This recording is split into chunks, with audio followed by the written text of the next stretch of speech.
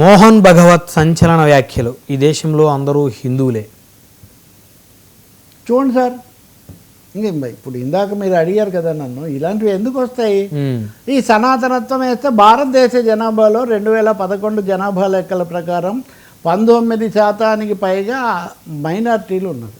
అవును, అంటే మెజారిటీ మతస్థులు హిందువులు అయితే 19% అంటే చిన్నదా సార్? 140 కోట్ల దేశంలో 20% మంది వివిధ మతాల వాళ్ళు ఉంటే అందరూ హిందువులే అని ప్రస్తుత కేంద్రానికి ఒక విధంగా మార్గదర్శకం వహిస్తున్నటువంటి ఆర్ఎస్ఎస్ అధినేత మోహన్ భగవత్ చెప్తే దాన్ని మనం ఎలా అర్థం చేసుకుంటాం సార్?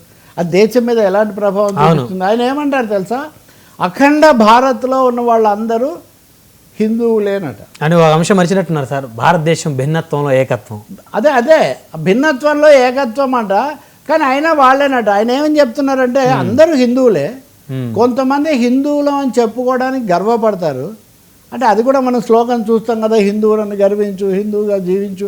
సార్ నేను ముస్లింనని, నేను హిందువునని, నేను క్రైస్తవునని గర్వించడం ఎందుకు? నేను మానవుడిని, మానవుడిగా భారతీయుడిగా జీవించాలంటే గర్వించాలి. మతాన్ని చూసి మతం వ్యక్తిగతమైంది. సరే, ఇంతగా ఆయన అంటున్నారు కొంతమంది హిందువులు అని చెప్పుకోవడానికి గర్విస్తున్నారు, కొంతమంది అలా చెప్పడానికి భయపడుతున్నారు, కొంచెం వాళ్ళు సంకోచిస్తున్నారు, ఇంకొంతమంది ఇంకో విధంగా ఉన్నారు. ఏదైనా వీళ్ళందరూ హిందువులే. అసలు యూనిటీ, ఇంకో మాట అన్నారు ఆయన, యూనిటీ, ఐక్యత.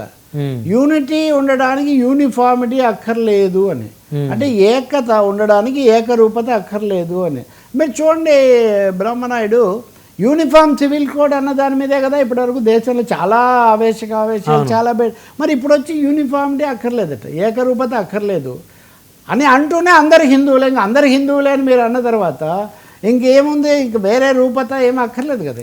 దీన్ని ఒప్పుకోగలుగుతారా వేరే మతస్థులు? ఇప్పుడు ఉదాహరణకు హిందూ మతం, వైదిక మతం హిందూ మత రూపం తీసుకోవడానికి ముందే ఈ దేశంలో బౌద్ధ మతం ఉంది, జైన మతం ఉంది, ఇంకా చాలా మతాలు ఉన్నాయి, చాలా అభిప్రాయాలు. ఆ తర్వాత కాలంలో బయట నుంచి వచ్చిన మతాలు ఉన్నాయి, వాటిని కొంతమంది ఎగతాళి చేస్తుంటారు. నేను ఆ చర్చలోకి పోవట్లేదు, కానీ ఇది పూర్తిగా రాజ్యాంగ విరుద్ధమైన భావన. అవును, భారత రాజ్యాంగం మత తేడా లేకుండా అందరూ ఒకటేనే ఎందుకు అందండి రాజ్యాంగం?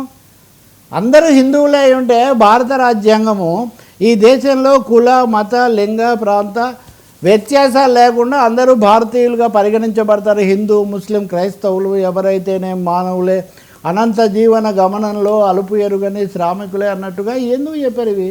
అంటే ఏదో ఒక విధంగా ఒక మతం అనే అంశాన్ని కదిలిస్తూ ఉండాలి, వివాదం తెస్తూ ఉండాలి. ఈరోజే నేను ఇంకొకటి, అమిత్ షా ఈరోజు నిన్న ఇచ్చిన స్టేట్మెంట్ ఈరోజు వచ్చింది. ఏమని? భారతదేశం యొక్క జనాభా పొందికను, డెమోగ్రఫిక్ ప్యాటర్న్ను మార్చడానికి ప్రయత్నాలు జరుగుతున్నాయి సరిహద్దుల్లోనే. మొన్న మోదీ గారు ఎర్రకోట నుంచి ఇదే పిలిపించారు, డెమోగ్రఫిక్ ప్యాటర్న్ మార్చడానికి. అంటే భారతదేశంలో హిందువులు అంటే అందరూ హిందువులే, అవును, కానీ వేరే మతాల వాళ్ళని పెంచి జనాభా పొందిక మార్చడానికి ప్రయత్నం చేస్తున్నారు. ఇవన్నీ కూడా ప్రజల్లో లేనిపోని సందేహాలు పెంచి ఇక్కడ ఉన్నటువంటి సామరస్యాన్ని, పౌరుల మధ్య ఉండే సమరసతను దెబ్బతీసే అంశాలు. ఇవి మంచిది కాదు. పెద్దలు వీటిని గురించి పునరాలోచించుకుంటారని మనం భావించాలి. ఎవరి ప్రచారం వాళ్ళు చేసుకోవచ్చు, ఎవరి అందులో ఇందాక నేను చెప్పే కదా, వినాయకుడు నిజానికి సమన్వయానికి ప్రతిరూపం. మనం వినాయక చవితి రోజు చర్చిస్తున్నాం కదా, అంతే కదా. చాలా చిన్నదైన ఎలుక దగ్గర నుంచి చాలా పెద్ద ఏనుగు, అన్నిటికంటే ఏనుగు అంత మనిషి అంటే ఇది గజరూపం. ఈ రెండు ఒకరి దగ్గరే ఉంటాం అన్నది భారతదేశంలో ఉన్న ఒక విధమైన భిన్నత్వాన్ని సూచిస్తాయి. లేదు, మోదీ గారు చెప్పినట్టు ప్లాస్టిక్ సర్జరీ చేశారు మన దేశంలో అప్పుడే ఉందని ఆయన అన్నారు ఉదాహరణకు. అలా అంటే కూడా భారతదేశం వైజ్ఞానికమని అనుకోవాల్సి వస్తుంది. భిన్నత్వంలో ఏకత్వం అన్నది వీటన్నిటి యొక్క సందేశం. అటువైపు వెళ్ళాలి మనం. రైట్. మరి చివరిగా సార్, జర్నలిస్టులపై మారణ హోమం, గాజాలో పాత్రికేయులపై ఆగని దాడులు. ఇది కూడా ఇటువంటిదే. మొన్న గాజాలో ఒక ఆసుపత్రి మీద దాడి జరిగి చాలా మంది చచ్చిపోయారు. అంతకుముందు కూడా దాడి జరిగింది. ఆ చనిపోయిన వాళ్ళలో 5 పాత్రికేయులు, అంతర్జాతీయ పాత్రికేయులు, ఏపీఎఫ్, రాయిటర్స్, ఇట్లాంటి వాళ్ళు. అంతకుముందు కొద్ది రోజుల కిందట ఒక పాత్రికేయుడు, నేను ఇంకా చచ్చిపోతున్నాను, చాలా రోజులుగా నన్ను హింసించారు, నేను చచ్చిపోతున్నాను, కానీ మీరు కళ్ళు తెరవండి ఇప్పటికైనా శాంతి కోసం అని. సార్, రష్యా ఉక్రెయిన్ వార్ గురించి, ఇండో పాక్ గురించి ఇంత మాట్లాడిన వాళ్ళు గాజాలో, పాలస్తీనాలో ఇజ్రాయెల్ కదలకుండా వరుస పెట్టి మారణహోమం సాగిస్తూ ఉంటే ఎందుకు కదలట్లేదు?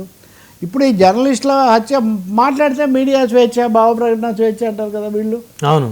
మరి ఎందుకు అక్కడ జర్నలిస్టులను చంపుతుంటే అంతర్జాతీయ సమాజం ఎందుకు స్పందించట్లేదు? ఈరోజు మటుకు భారత విదేశాంగ శాఖ కూడా ఈ విషయం మీద ఆందోళన వెలిబుచ్చింది. అలాగే జర్నలిస్టుల సంఘాలన్నీ కూడా అది ప్రకటించి మరి ఒక 100 మంది జర్నలిస్టులను అక్కడ చంపేస్తూ ఉంటే అవును. ఇది ఏమి జర్నలిస్టుల సంగతి అలా ఉంచి పిల్లలు అత్యధికంగా నష్టపోయింది పాలస్తీనా గాజా ప్రాంతంలో స్త్రీలు, పిల్లలు వేల మంది చచ్చిపోయారు. ఇప్పటికైనా శాంతి అక్కడ రావడానికి ఏం చేయాలన్నది ఆలోచించాలి. అక్కడి నుంచి వాళ్ళు నెమ్మదిగా యమన్, ఇతర ప్రాంతాల మీద కూడా ఇజ్రాయెల్ వాళ్ళు వెళ్తున్నటువంటి ఒక మారణకాండ చూస్తున్నాం.